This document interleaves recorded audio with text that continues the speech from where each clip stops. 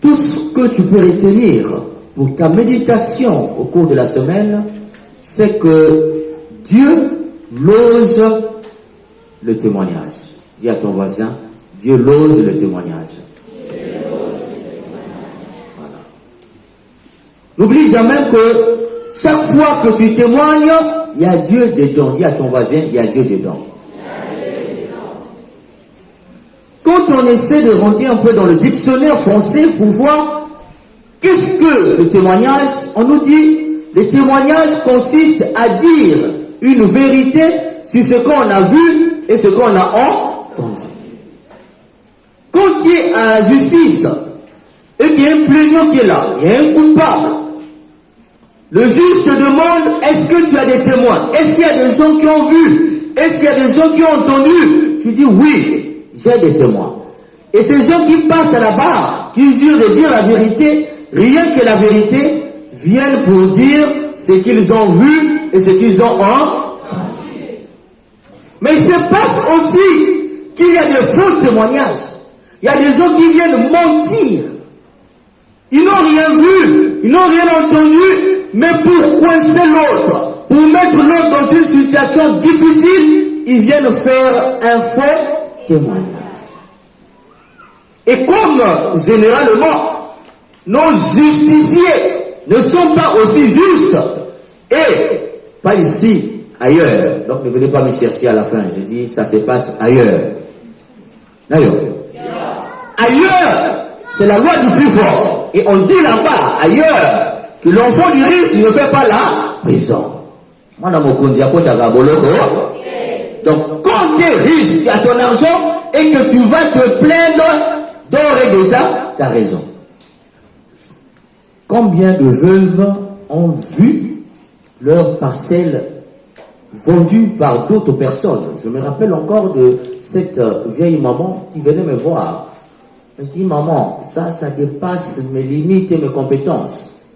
Le monsieur lui a vendu le terrain et plus tard, le même type a revendu le terrain chez quelqu'un d'autre. Et ça, c'est fréquent ici à Pointe-Noire. Bon, pas ici, là-bas. Pas ici. C'est pas cela. Ici, les gens sont bons. Mais c'est diabolique. C'est de l'escroquerie, c'est le vol. Et tellement que l'homme est devenu méchant là-bas, qu'on n'a même pas pitié de la veuve. À cet âge-là, 70 ans, elle a économisé, elle n'a rien. Et elle trouve quelque chose pour payer un terrain. Tu n'as pas pitié de cette veuve et tu l'escroques. Que Dieu réduise à jamais tes jours. Parce que ce que tu as fait, et quand j'entends le pleur de cette veuve, je ne suis pas convaincu que toi, tu peux atteindre 30 ans ou 50 ans. Parce que ce que tu as fait, c'est méchant. Et ce que vous faites, c'est de la méchanceté. Mais revenons à nos mots et à nos temps. Pour dire que chez les justiciers, rien n'est garanti que si tu as des vrais témoins et que l'autre qui est plus puissant que toi, qui amène des faux témoins, toi, tu auras raison. Donc, le témoignage humain n'est pas le témoignage divin. Le sens du témoignage chez les hommes n'est pas le même sens du témoignage chez Dieu. Chez nous, on témoigne de ce qu'on a vu et ce qu'on a entendu. Mais chez Dieu, ce n'est pas le cas. C'est pourquoi chez nous, il y a des faux témoignages. Pour nuire aux autres, on fait des faux témoignages. Regarde toi-même, pose-toi des questions. Chaque fois que tu as témoigné, est-ce que c'était un bon témoignage? Combien de fois nous avions menti pour louer les autres? Combien de fois nous sommes associés dans les groupements, les groupuscules, pour faire des faux témoignages contre les gens? Parfois nous arrivions à dire, j'ai vu, j'ai entendu, alors que tu te donnes de toi, tu sais que tu mens. Maudit soit, nous dit l'islamiste, celui qui ment, car Dieu n'aime pas les menteurs. Dis à ton voisin, Dieu n'aime pas les menteurs. Chaque fois que tu fais un faux témoignage contre ton frère, tu blesses le cœur de Dieu et tu vas récolter ce que tu as semé. Un jour comme cela, il y avait un monsieur qui avait fait un faux témoignage. Pendant que son ami voulait accéder à un poste, et lui, il a fait un faux témoignage. et le monsieur n'a pas été recruté. Tout le monde savait que c'était faux ce qu'il disait, mais comme il voulait nuire à son frère, il a rendu un faux témoignage disant qu'il n'est pas bon, il a inventé tout un tas de trucs contre lui, et voilà, le monsieur n'avait pas été retenu. Le directeur qui était là est passé. Les responsables qui étaient là sont passés. Quelques temps plus tard, on a nommé de nouveaux responsables. Ceux qui arrivent, ils voient la compétence et on appelle le monsieur qui n'avait pas été retenu, on l'appelle et il devient le patron de la société. Et c'est lui qui avait rendu un faux témoignage avant même qu'on le renvoie, lui-même ne venait plus haut. Ça veut dire quoi? Quand tu fais un faux témoignage, dis-toi qu'un jour, ce mensonge-là va te rattraper. La vérité arrive difficilement et lentement. Le mensonge arrive vite. Mais quand vient la vérité, chacun porte le visage de son mensonge. Le jour où la vérité fera irruption, tu porteras le visage de ton mensonge. C'est pourquoi vous voyez d'autres personnes, pendant qu'on est en train de célébrer un moment de joie, ils sont incapables de venir célébrer la joie avec les autres parce qu'ils avaient rendu le faux témoignage contre ces gens-là. Quand tu rends un faux témoignage, sache que ce faux témoignage va te rattraper. Vous voyez, dans nos cultures, quand on déplume une poule et que tu arrives à récupérer toutes les plumes, tu jettes ça tout au long de la route, comme disait ce vieux sage, à quelqu'un qui rendait souvent des faux témoignages et qui voulait changer. Il lui dit, tu veux changer? Oui. Tu veux comprendre ce que tu fais? Est-ce que c'est mauvais? Oui.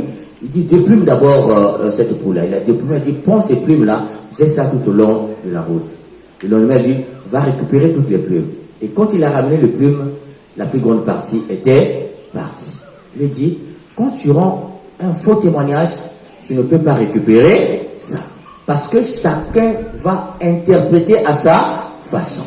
Et les gens qui vont interpréter à leur façon, surtout aujourd'hui avec le monde d'Internet, dès lors que tu reçois un message toxique, un faux message, tu ne lis même pas, tu ne comprends même pas. Dès lors que tu vois, un tel a fait ceci, tu balances. Est-ce que ce que tu balances là, c'est un bon témoignage? Est-ce que ce que tu reçois comme faux message et que tu balances aux autres, est-ce que ce que tu fais est bien? Tu fais la promotion de quoi? Des faux témoignages. Et toi qui as relayé et la personne qui a rendu le faux témoignage, vous deux, vous avez la même sentence. Donc dis à ton voisin, avant de relayer un message, il faut lire.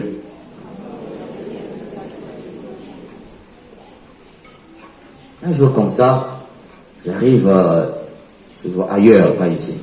Là-bas, le matin, on affiche, il y a des gens qui vendent les journaux qui affichent les titres. Donc j'arrive, je lisais les titres, on les appelle les titologues, ceux qui viennent seulement pour lire les titres. Ils n'achètent pas, mais ils lisent seulement.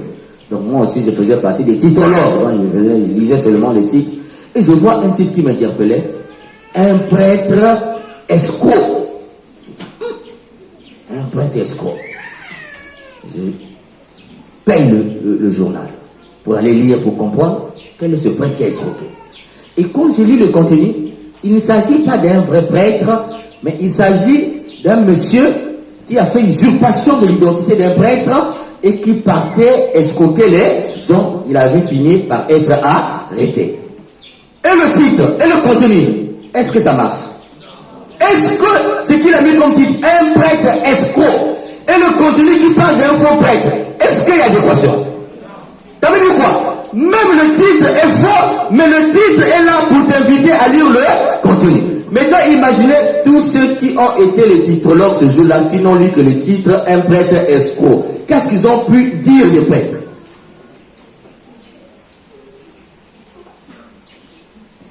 Ça, c'est le témoignage de les hommes. Or, Dieu nous invite à sortir des témoignages humains.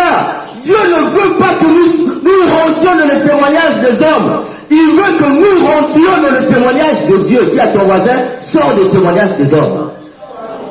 Rentre dans le témoignage de Dieu. C'est quoi le témoignage de Dieu? Le témoignage de Dieu, quand on saisit dans le sens hébreu, le témoignage veut dire quoi? Annoncer la bonne nouvelle. Le témoignage, c'est dire une bonne chose. Dis à ton voisin, le témoignage, c'est dire une bonne chose.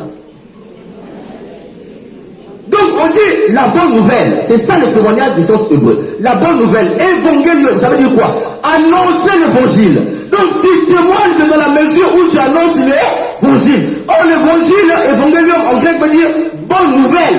Donc un chrétien ne peut que relayer les bonnes nouvelles. Dis à ton voisin, je vais relayer les bonnes nouvelles.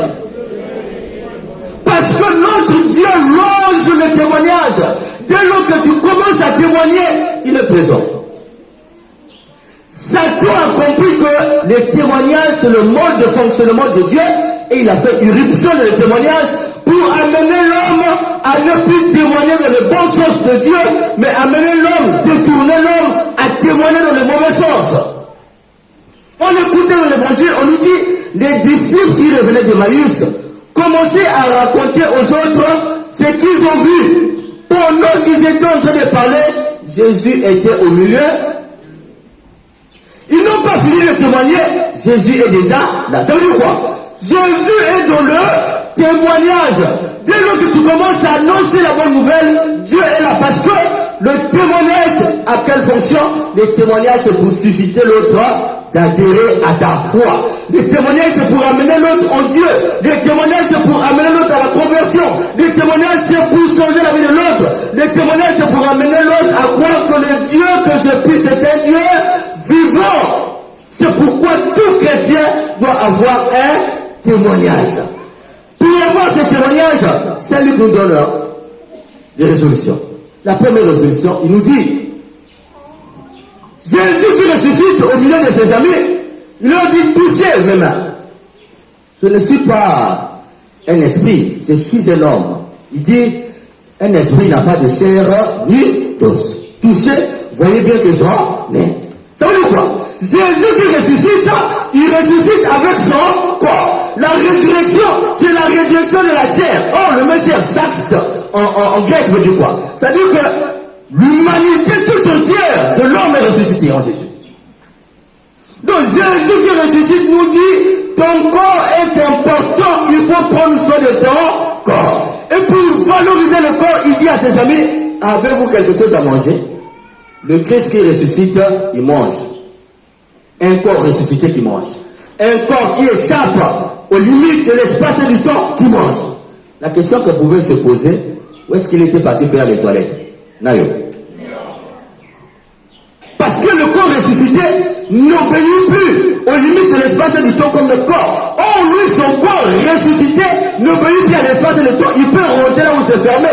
Il peut être ici, après ici, il est déjà existé. Mais ce corps-là mange. Ça veut dire quoi? Jésus nous fait comprendre que par sa résurrection, au milieu de la divinité, il y a une personne qui porte le corps de l'homme. Dieu est venu sur la terre nous apporter sa divinité, et en prenant notre humanité, il a ramené notre humanité au paradis, au Père, au Fils, au Saint-Esprit, au milieu du Père et de l'Esprit Saint, se trouve Jésus avec le corps de l'homme. Ça veut dire quoi? Pour témoigner, il faut d'abord prendre conscience que ton corps est important devant Dieu. Il ne faut jamais piétiner ton corps, parce que ton corps c'est la vie. Jésus ressuscité te fera porter un témoignage à partir de ton corps. Or toi, ton corps, tu ne le respectes pas.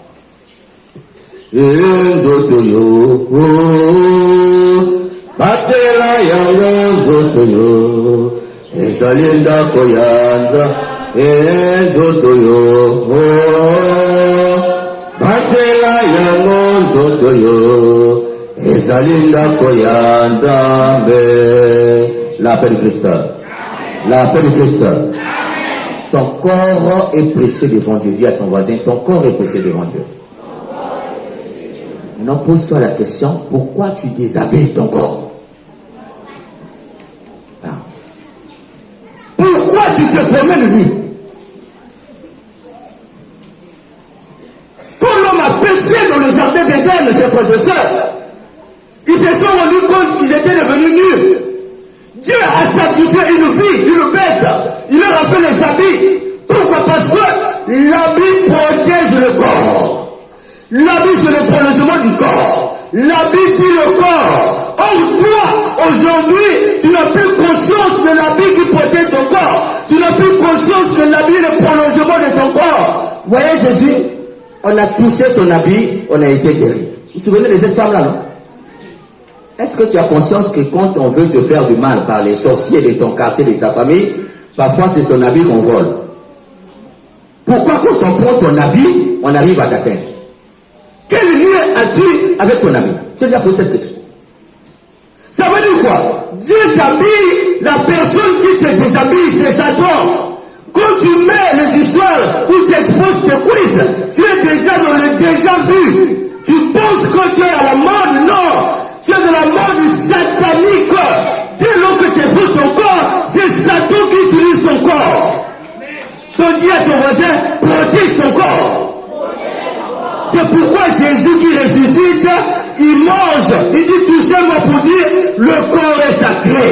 Or toi, quand tu vas dans le veillé, on t'appelle Yolangoto, tu vas danser nu, tu exposes ta musique là-bas. Tu as menti toi. Mais c'est triste. Et puis dimanche à la messe, dimanche dans l'église, souvent ce sont les gens de l'église de réveil.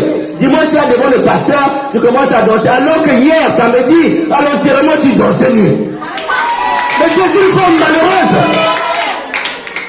Et généralement ces femmes-là, elles vont mourir comme ça. Elles sont déjà dans la malédiction de Dieu. C'est-à-dire que la personne qui gouverne leur vie, c'est le diable. Couvre-toi, protège-toi.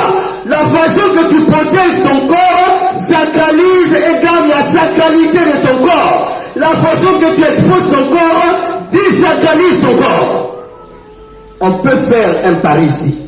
Toi qui as l'habitude de te promener nu sous tous les ordres, tu te promènes nu sans habit. On peut faire un pari, toi et moi. On s'habille, on débardeur, comme on dit ailleurs. Ici, on appelle ça singlet. On marche ici. Si toi, tu as l'habitude d'exposer ton corps, tu vas voir que les gens vont m'interpeller. Je ne sauront pas parce que je suis prêtre. Hein. Mon corps va les déranger. Vous savez pourquoi? Parce que mon corps n'est pas exposé n'importe comment. Le tien est exposé. Et je vous le dis, comme on parle du témoignage, même chez moi à la maison, on m'interdit d'être en débardeur. Mes frères peuvent se promener comme ça. Si je le fais, on va dire habille-toi mon frère. Parce que mon corps dérange. Est-ce que toi ton corps dérange encore? C'est que vous ne savez pas, surtout vous les filles. Vous pensez que les hommes qui viennent vers vous, qui vous draguent, parce qu'ils vous aiment. Non, je vais vous dire la vérité. Nayo. Quand vous voyez, quand Dieu appelle Moïse, il voit un feu, mais c'est comme si ce n'était pas un feu. Un feu, mais qui ne brûle pas. Donc, il y a un mystère. Un feu qui ne brûle pas. C'est ce qui attire Moïse. Et quand il arrive là, il se rend compte que non, c'était Dieu qui m'appelait. Ça veut dire quoi? Quand tu exposes tes cuisses et que l'homme voit tes cuisses, ce qui l'attire, c'est la partie qui est restée fermée. On appelle ça l'entre-deux. Donc, l'entre-deux l'attire. Il y a un mystère qui est là. Parce que le mystère, c'est quoi? Ça se donne, ça se répand.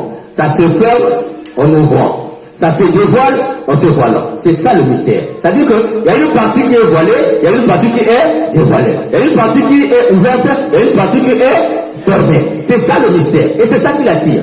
Maintenant, quand tu vas voir la partie qui était restée cachée, on dit tu rentres dans le tout vu. Quand tu rentres dans le tout, ça veut dire qu'il n'y a plus le mystère. Et maintenant il va dire, ah, donc la partie qui était cachée, c'était seulement ça. Donc quand il va dire que c'était seulement ça, et toi tu vas dire, tu ne m'aimes plus. Non, il était venu voir la partie qui était fermée, cachée, et il a vu qu'il n'y a rien. Donc tu n'attireras jamais un bon monsieur lorsque tu exposes tes cuisses. Lorsque tu exposes tes parties intimes, il n'y a que des voyous qui vont venir pour la curiosité de la partie qui est restée fermée. Donc dis à ton voisin, ferme tes cuisses. Habille-toi bien. Voilà. Jésus t'apprend aujourd'hui que le premier témoignage, c'est ton corps. Tu porteras le témoignage à partir de ton corps. Parce que le corps dit Dieu. Viens ton voisin, le corps dit Dieu. C'est à partir de ton corps que tu pries. C'est à partir de ton corps que tu sautes Dieu. C'est à partir de ton corps que tu loues Dieu. Alors, valorise ton corps. Il y a une autre partie aussi aujourd'hui, c'est qu'on vous a pris, vous, les Africains, que vous n'êtes pas belle. Alors que la femme la plus belle, il semble que c'est l'Africaine.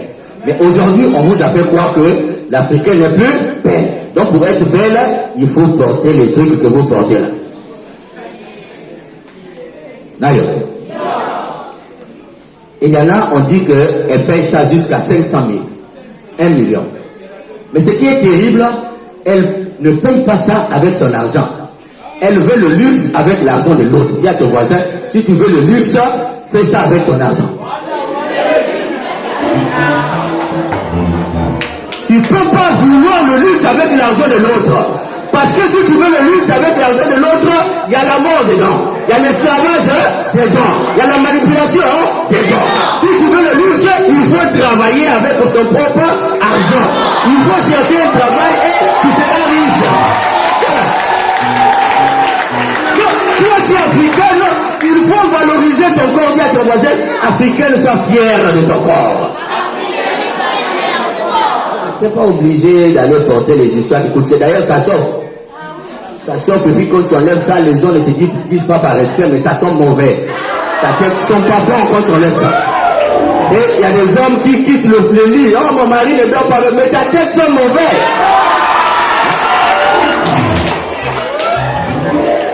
Tu ne peux même pas s'approcher de ta tête parce qu'il doit porter les masques.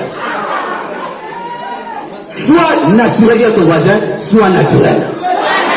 On ne dit pas il faut négliger ton corps, il faut prendre soin de ton corps, mais tout en gardant la naturalité de ton corps.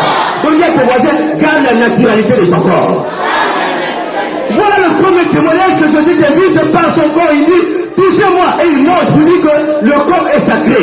Et en lui disant que le corps est sacré, il nous fait comprendre que chaque chrétien doit porter un témoignage. Mais pour faire et porter ce témoignage, il faut rencontrer le ressuscité. La rencontre avec le ressuscité nous invite à aller témoigner comme les apôtres. Celui que vous avez crucifié, Dieu l'a ressuscité. Mais on pose la question, est-ce que toi tu as un témoignage à porter? Ah voilà, de tout le monde, quand même pour depuis qu'on t'a baptisé, depuis que tu es Jésus mon pasteur, ça fait 10 ans, tu pries, est-ce que tu as un témoignage à donner? Si on te pose la question, qu'est-ce que Dieu a fait pour toi? Est-ce que tu as quelque chose à dire? Parce que vous voyez les gens de là-bas, quand ils veulent parler de Dieu, ils parlent de Dieu en citant les versets bibliques. Non! Nous ne sommes pas là pour aller citer les versets bibliques, nous sommes là pour aller dire, voici ce que Dieu a fait pour moi. Si tu critiques la Vierge Marie, je te dirai, voici ce que la Vierge Marie a fait pour moi. Je n'ai pas besoin d'ouvrir la Bible. Parce que ce que Saint Jean dit, c'est ce qu'il a rencontré avec le Seigneur.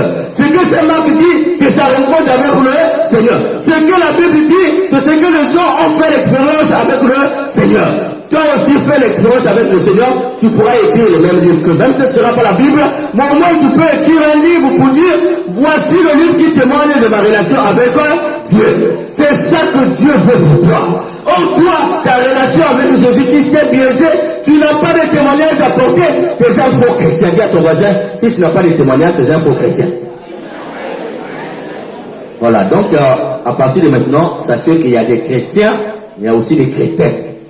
Il y a des chrétiennes, il y a aussi des chrétines. Donc dis à ton voisin, ne sois pas chrétien.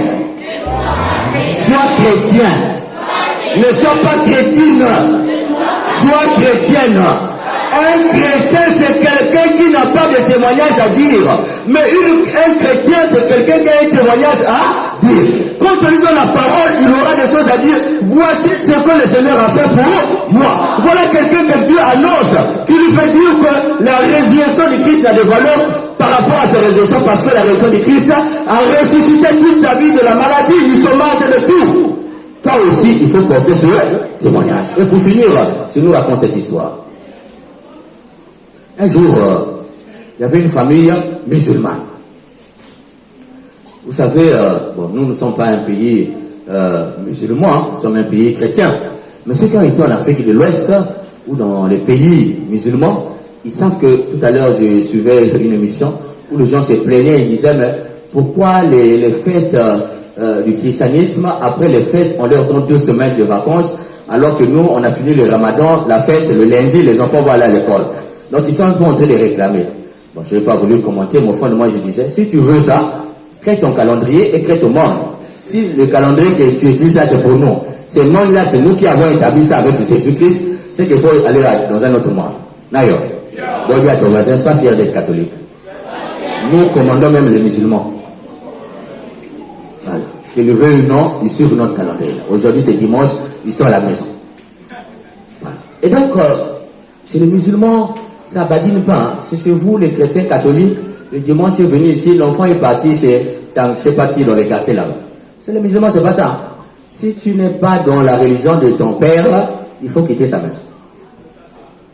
Et une parenthèse pour vous les parents. Quand vous faites ça, l'enfant va écouter autre chose là-bas. Toi, tu écoutes autre chose. Il y aura la guerre à la maison. Parce que lui, on enseigne là-bas la sorcellerie, le fétichisme, le gnagnanisme, le ninisme.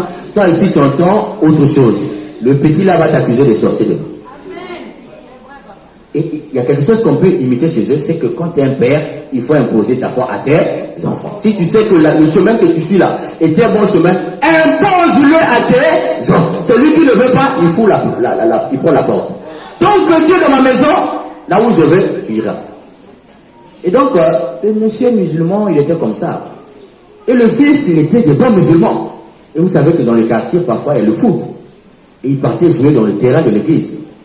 Et quand il finissait de jouer, après les autres partaient dans une salle pour le catéchisme en fait.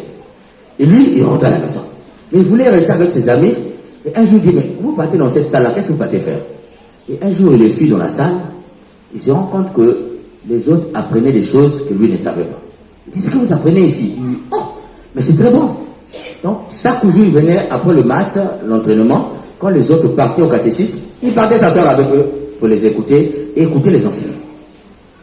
Et son petit frère aussi venait jouer là-bas. Il constate qu'à la fin du match, son grand frère suit les autres joueurs pour aller suivre le catéchisme. Et il signale à son père que ton fils là est en train de suivre les chrétiens même dans leur salle.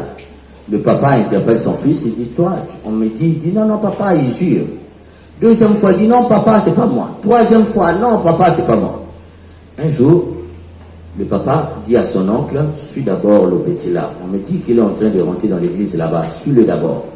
Et l'oncle était venu discrètement regarder. À la fin du match, il voit effectivement que le petit est rentré dans une salle de catéchisme. Et l'oncle rentre là-bas, il le sort de façon vulgaire pour dire, voilà, tu n'y es. On t'a attrapé aujourd'hui. Il le ramène à la maison.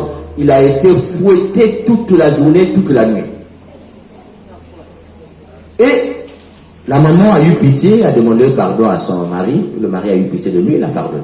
Mais, tellement que les enseignements étaient envoûtants pour lui, il continue à aller. Le papa a dit, si tu veux être chrétien, moi tout le monde me connaît comme un bon musulman pratiquant, je ne peux pas tolérer que dans ma maison, qu'il y ait un chrétien. Hein, comme ils appellent là-bas, les kafres. Donc si tu veux être kafre, c'est pas chez moi. Donc je te chasse de ma maison.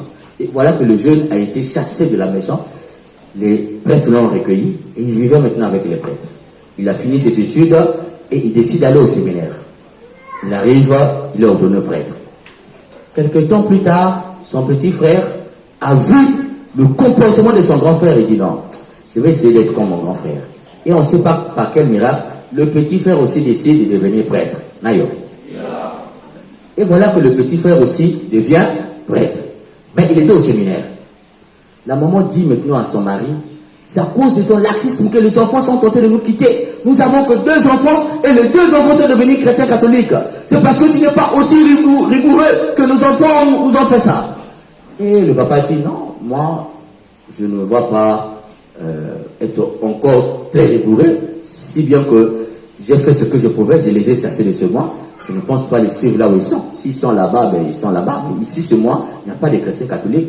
Et voilà que ça a entraîné le divorce entre papa et moi. Et voilà, papa malade, le premier fils arrive, il prie, et le papa est guéri. Et dans sa guérison, il fait l'expérience, la miséricorde de Jésus. Et il dort, il voit Jésus qui lui dit, pourquoi tu n'aimes pas tes enfants? C'est moi qui t'ai créé, c'est moi qui t'ai donné les enfants. Si je les prends, pourquoi tu ne veux pas qu'ils me servent? Laisse tes enfants me servir. Toi, suis-moi. Et le papa se réveille, tout guéri, joyeux, et il s'est converti chrétien catholique. D'ailleurs. Pendant ce temps, la maman est partie. Le jour de l'ordination de son deuxième fils, le deuxième fils dit à maman, même si tu n'es pas chrétienne catholique, viens au moins assister à mon ordination, le plus beau jour de ma vie. Et la maman arrive, il pose la question, vraiment que tu veux aussi être prêtre comme ton grand frère? Il dit, maman, c'est demain l'ordination. Et la maman dit, je veux me confesser. Et pendant sa confession, l'évêque a jugé bon que cette confession soit publique, parce que ce n'est pas la confession dans la norme catholique.